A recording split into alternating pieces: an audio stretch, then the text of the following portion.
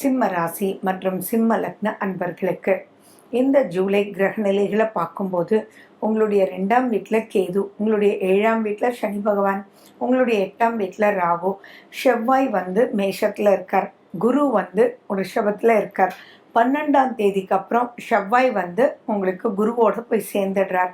அடுத்தது பார்த்தீங்கன்னா உங்களுடைய லாபஸ்தானத்தில் சூரியனும் சுக்கிரனும் இருக்காங்க. உங்களுடைய விரயஸ்தானத்தில் புதன் இருக்கார். 12ஆம் தேதி செவ்வாய் மாறுறாரு இல்லையா, அதே மாதிரி 6ஆம் தேதி சுக்கிரன் உங்களுடைய விரயஸ்தானத்துக்கு வந்துடுறார். 16ஆம் தேதி உங்களுடைய ராசிநாதனும் விரயஸ்தானத்துக்கு வந்துடுறாங்க. 19ஆம் தேதி புதன் உங்களுடைய வந்துடுறார். ஸோ இது கலவை மிக்க பலன்கள் அப்படின்றத ஞாபகம் வச்சுக்கணும்.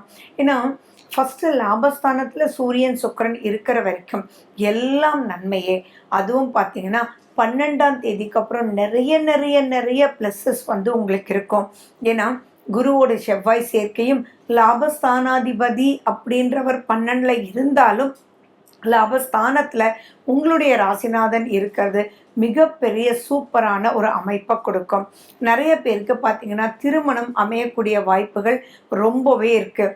அந்த திருமணம் அமைஞ்சு அந்த திருமணத்துக்காக சுக செலவுகள் பண்ணுவோம் இல்லையா, நகை வாங்கிறது, உங்களுக்கு உண்டான ஃபேன்சி ஜுவல்ஸ் வாங்கிறது, அதே மாதிரி சாரீஸ் வாங்கிறது, இதெல்லாம் சந்தோஷமாக அந்த நிகழ்வுகளுக்கு உண்டான செலவுகள் பண்ணுறதுக்கு இந்த மாதம் ரொம்ப அற்புதமான ஒரு மாதமாகவே இருக்கும்.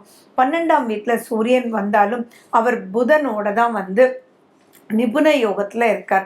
ஸோ அந்த யோகத்தில் இருக்கிறதுனால பெரிய பெரிய மைனஸஸ் ஒன்றும் ஆக போகிறது இல்லை. விரயஸ்தானத்துக்கு சூரியன், சுக்கிரன், புதன் இவங்க எல்லாம் இருக்கும்போது உங்களுக்கு எப்படி இருக்கும் அப்படின்னா, ஏதாவது ஒரு விஷயத்துக்காக கொஞ்சம் செலவு செய்ய வேண்டிய ஒரு அமைப்புகள் இருக்கும்.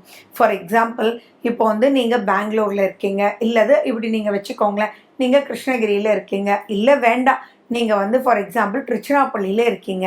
அப்போ உங்களுடைய ஃப்ரெண்டு சொல்கிறாங்க, பெங்களூருக்கு போனீங்கன்னா நிறைய சாய்ஸஸ் கிடைக்கும்ப்பா, கல்யாணன்றது உனக்கு சூப்பராக நடக்கணும் இல்லையா, அதனால் நீ அங்கே போய் பாரு அப்படின்னு சொல்லி ஒரு தூண்டுதல் ஏற்பட்டு நீங்கள் அதுக்காக நீங்கள் காரோ இல்லை ட்ரெயினோ எடுத்துகிட்டு போய் அதுக்குண்டான செலவுகளை பண்ணி அதன் மூலியமாக நீங்கள் உங்களுக்கு வேண்டியதை வாங்கிட்டு வரக்கூடிய அமைப்பும் இருக்குது.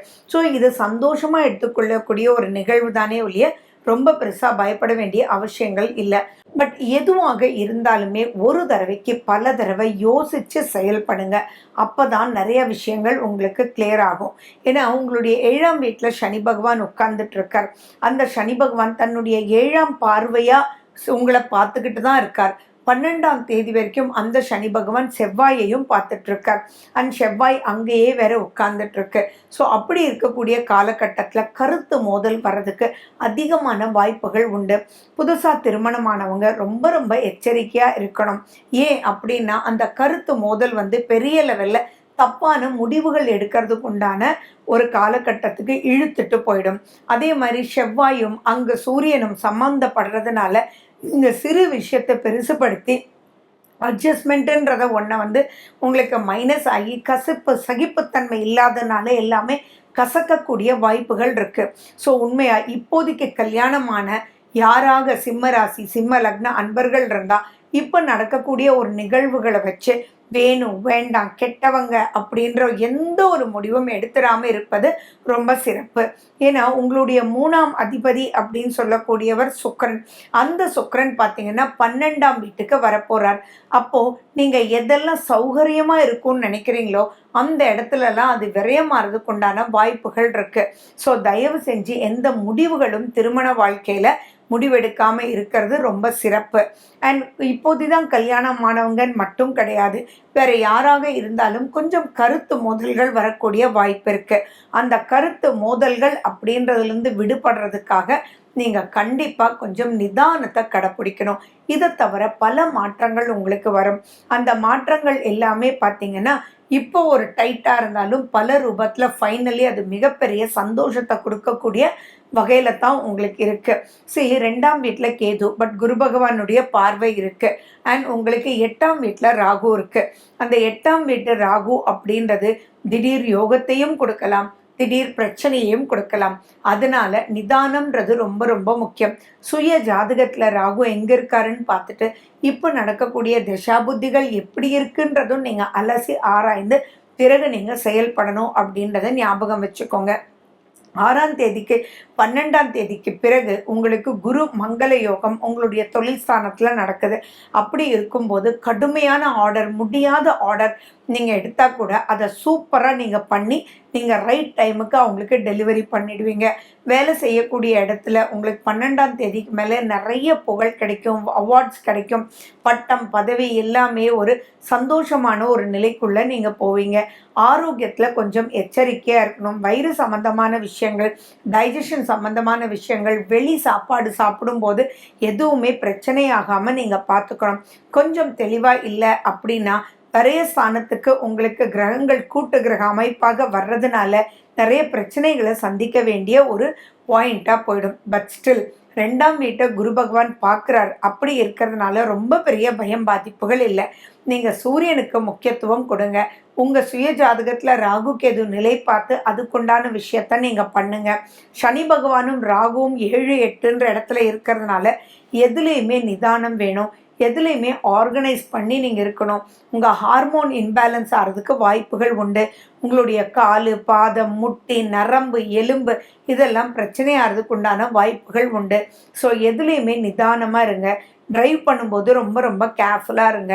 ஸோ அந்த நிதானம் அப்படின்ற ஒரு விஷயத்தை கொண்டு வர்றதுக்காக நீங்கள் ஆதித்ய ஹிருதயம், அதாவது வாழ்க்கை வெளிச்சமாக இருக்கணும், உள்ளது உள்ளபடி கண்ணில் காமிக்கணும் அப்படின்ற விஷயத்தெல்லாம் மனசில் பிரார்த்திச்சு லக்ஷ்மி நரசிம்மர் வழிபாடும் சூரிய வழிபாடும் பெரிய ரூபத்தில் உங்களுக்கு ப்ளஸ்ஸஸ் வந்து கொடுக்க போகுது. ரொம்ப பெருசாக பயப்பட வேண்டிய அவசியங்கள் இல்லை. ஏன்னா நெகட்டிவான பாயிண்ட்ஸ்லேருந்து உங்களுக்கு குரு பகவான் காப்பாற்றிட்டுறாரு. பட் அகெயின் உங்களுடைய சந்திராஷ்டம தண்ணிக்கு ரொம்ப ரொம்ப ரொம்ப முக்கியமாக கேர்ஃபுல்லாக இருங்க. வார்த்தையில் கேர்ஃபுல்லாக இருங்க. உங்களுடைய லைஃப் பார்ட்னரோட கேர்ஃபுல்லாக இருங்க. உங்களுடைய லவ்வரோட கேர்ஃபுல்லாக இருங்க.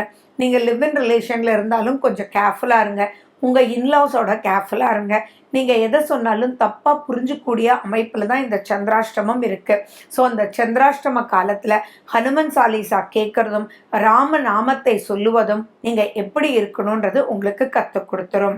ஜூலை மாத விசேஷ நாட்களை பற்றி தான் நம்ம பார்க்க போகிறோம். 3 ஏகாதேசி வருது. 2, 17, 31.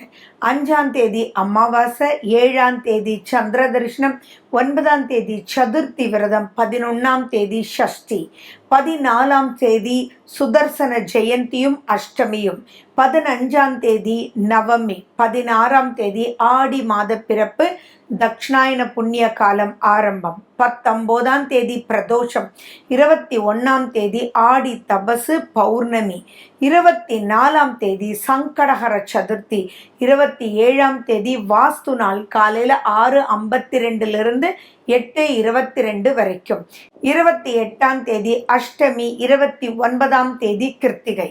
இதுல 14ஆம் தேதி சுதர்சன ஜெயந்தி. மேலும் விவரங்களுக்கு 9842266555